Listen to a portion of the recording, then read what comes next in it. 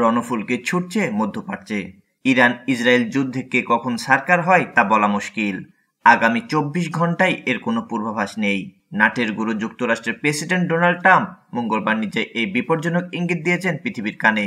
কানাডার G7 সম্মেলন শেষের আগেই ফেরার পথে এক্স পোস্টে বলেন, আগামী ৪৮ ঘন্টার মধ্যে বোঝা যাবে ইসরায়েলে হামলার গতি কমবে না বাড়বে।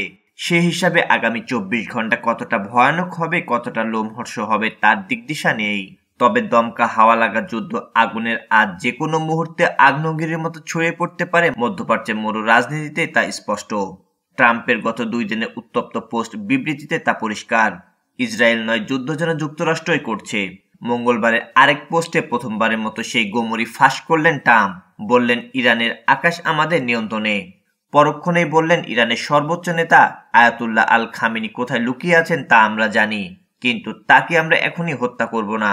তারপরে আবারও বললেন, নিঃশর্ত আত্মসমর্পণ করতে হবে ইরানকে। অর্থাৎ যুদ্ধ এখন আর ইসরায়েলের সঙ্গে নেই। নিঃসঙ্গ ইরানের প্রতিপক্ষ বিশ্ব বিশৃঙ্খলার খলনায়ক যুক্তরাষ্ট্র নিজেই।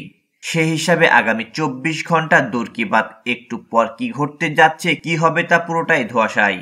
বড় যুদ্ধের এমন টান দশার মধ্যেই সামনে একে অন্যের ভূখণ্ডে হামলা পাল্টা হামলা অব্যাহত রেখেছে ইরান ইসরায়েল। সংঘাতের ৬ষ্ঠ দিনে এদিন প্রথমবারের মতো হাইপারসনিক ক্ষেপণাস্ত্র ছুড়েছে ইরান।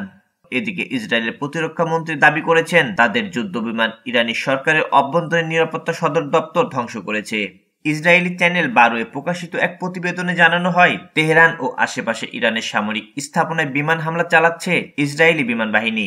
তবে ইরানের পক্ষ থেকে এখনো এই দাবির বিষয়ে আনুষ্ঠানিক কোনো প্রতিক্রিয়া পাওয়া যায়নি। ইরানের ২টি সেন্ট্রিফিউজ উৎপাদন কেন্দ্র হামলা চালিয়েছে ইসরায়েল।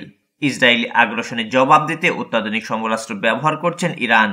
এর মধ্যে গেল মঙ্গলবার রাতে ইসরায়েলের তেল আবিব লক্ষ্য করে বর্তমান যুদ্ধে প্রথমবার হাইপারসনিক ফাত্তা-১ ক্ষেপণাস্ত্র ছোড়ে দেশটির সামরিক বাহিনী। ফাত্তা হাইপারসনিক ক্ষেপণাস্ত্রগুলো সফলভাবে ইসরায়েলি শাসন ব্যবস্থার প্রতিরক্ষা ভেদ করতে পেরেছে। এর আগে ২০২৪ সালের ১ অক্টোবর ইসরায়েলে ইরানের আক্রমণের সময় তারা কয়েক ডজন ফাত্তা-১ ক্ষেপণাস্ত্র নিক্ষেপ করেছে। ফাত্তা ক্ষেপণাস্ত্রটি প্রথম ২০২৩ সালে উন্মোচিত হয়েছিল এবং ইরানের সর্বোচ্চ নেতা আলী খামেনি এর নামকরণ করেছিলেন।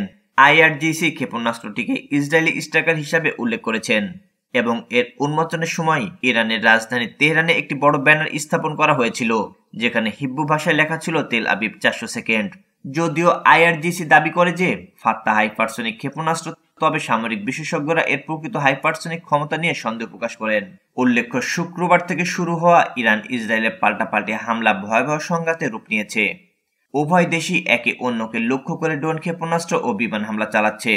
এতে দুই দেশের বহু মানুষ হতাহত হয়েছেন।